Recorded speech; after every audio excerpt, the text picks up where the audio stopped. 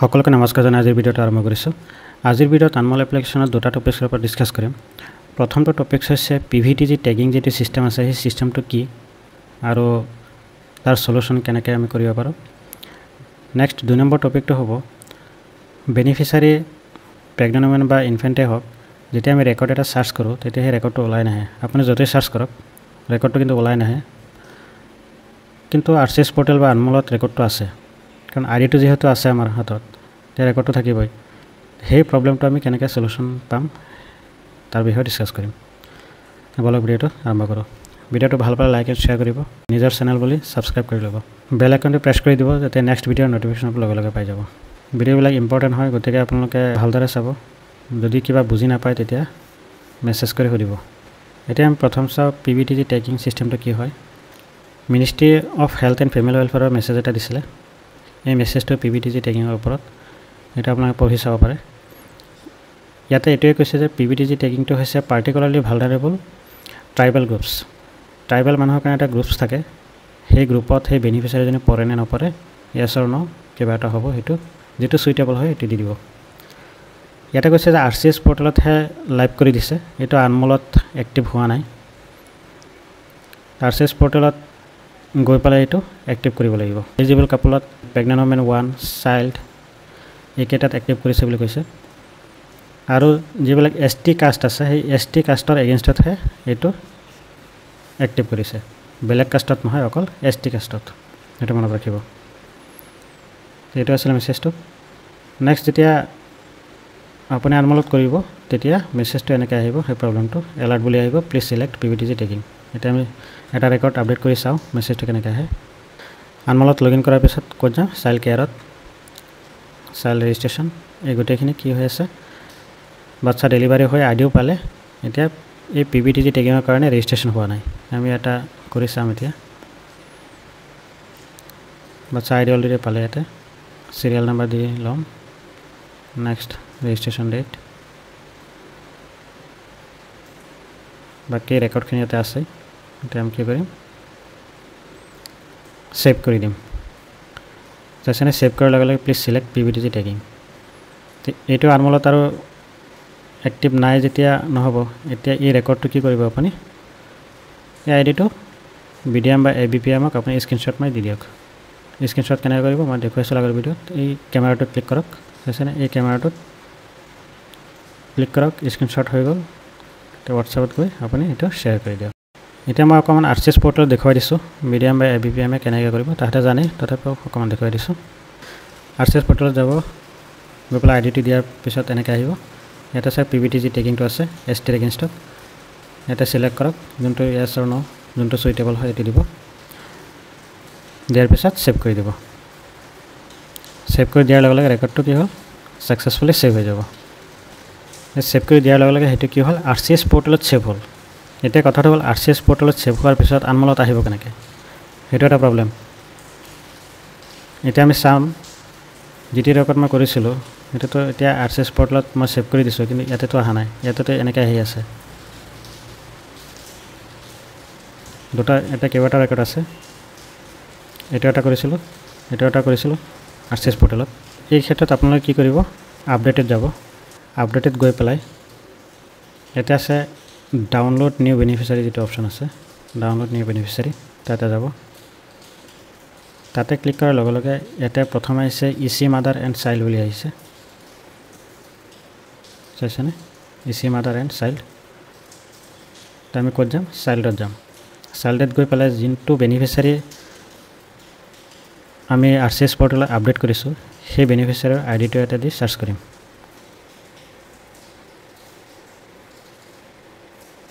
Search কৰাৰ লগে লগে চাইছেনে ৰেকৰ্ডটো আহিছে। এতিয়া আমি কি কৰিম, ৰেকৰ্ডটো অহাৰ পিছত ইয়াতে আপডেট বুলি আহিছে, আপডেটত ক্লিক কৰি দিব। আপডেটত ক্লিক কৰাৰ লগে লগে বেনিফিচিয়াৰী আপডেটেড ছাকচেছফুলি বুলি আহিছে, অ'কে কৰক, বেক কৰক। বেক কৰি এতিয়া আকৌ চাওক, চাইছেনে ইয়াতে আগতে 4টা ৰেকৰ্ড আছিলে। বেক কৰক, এতিয়া 3টা হৈ গ'ল। দ্যাট মিন্স আমাৰ যেটো পিভিটিজি ট্যাগিং যেটো কৰিলো আৰসিএছ পোৰ্টেল হেটো আমাৰ ৰেজিষ্ট্ৰেচন হৈ গ'ল এটা সেই আইডিটো মই কপি কৰি ৰাখিছিলো সাৰ্চ থেকে এটা গৈ সাৰ্চ কৰিম এটো ৰেজিষ্ট্ৰেচন হৈ গ'ল এই সিস্টেমত আমি কি কৰিম পিভিটিজি ট্যাগিংৰ যেটো প্ৰবলেম আছে এটা আমি সলিউশন কৰিম নিশ্চয় বুজি পাইছে আপোনালোকে জাস্ট আইডিটো উলিয়াৰ পিছত বাচ্চাৰ আইডিটো উলিয়াৰ পিছত যিখিনি এসটি কাষ্ট আছে আপোনালোকে সেই আইডিটো বিডিএম বা এবিপিএম দি দিব তেওঁলোকে আৰসিএছ পোৰ্টেলত যোনটো সুইটেবল হয় এছ অৰ নো সেভ কৰি দি দিব সেভ কৰাৰ পিছত এটো প্ৰসিডিউৰ আপোনালোকে আনলক কৰিব লাগিব নহলে ৰেকৰ্ডটো নাহিব এতিয়া আমি 2 নম্বৰ টপিক লৈ আহিছো মাজতে এনএমবাই এজনী ফোন কৰি সুধি আছিল যে প্ৰেগনেন্ট ওমেন এজনী 18 ত এবৰ্শন হৈ আছিল এবৰ্শন হোৱাৰ পিছত আনমলত আইডিটো সাৰ্চ কৰিলে নাহে ৰেজিষ্ট্ৰেচন যেতিয়া কৰিব তেতিয়া সাৰ্চ কৰিলে অহা নাই মোৰ ওচৰলৈ আহিলে অহাৰ পিছত মই চালো বাইদেউৰ আনমলত সঁচাকৈ ৰেকৰ্ডটো সাৰ্চ কৰি পোৱা নাই যদি তেনেকুৱা প্ৰবলেম হয় এটো সলিউশন আপুনি বা আমি কেনেকৈ বিচাৰি উলিয়াম এই প্ৰবলেমটোৰ কাৰণে মই আনমলত গৈছো গৈ পেলাই ইয়াতে এনসি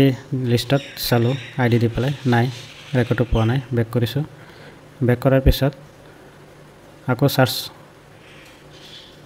অপশনত গৈ মাদাৰ এণ্ড ইনফেন্টত ৰেকৰ্ড আইডিটো দিছো ইয়াতো নাই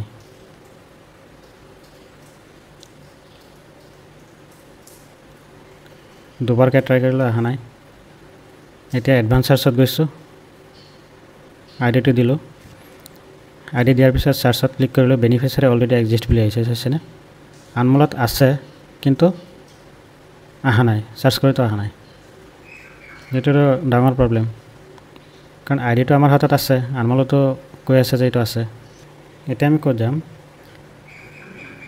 আমি আপডেটত আহিছো আপডেটত গৈ পেলাই আপোনালোক ক'ত যাব এটা ডাউনলোড নিউ বেনিফিচিয়াৰি এটা আগতে দেখুৱাইছিলো তাতে যাব গৈ পেলাই ইসি মাদাৰ আছে ইসি মাদাৰ সিলেক্ট কৰি ল'ব আইডিটো দিব সাৰ্চ কৰিব সাৰ্চ কৰাৰ পিছত বেনিফিচিয়াৰিটো আহিছে অহাৰ পিছত এটা চাক আপডেট বুলি অপশন আছে আপডেটত ক্লিক কৰি দিব ক্লিক কৰাৰ লগে লগে বেনিফিচিয়াৰি ডিটেইলছ কি হৈ আছে আপডেট হৈ আছে বেনিফিচিয়াৰি আপডেটেড সাকসেসফুলি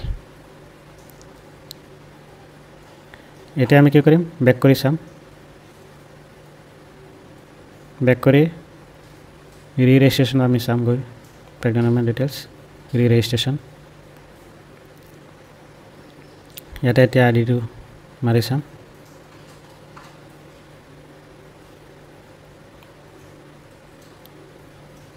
তাৰ আগতে এনসি ভিজিটত গৈ চালো নাই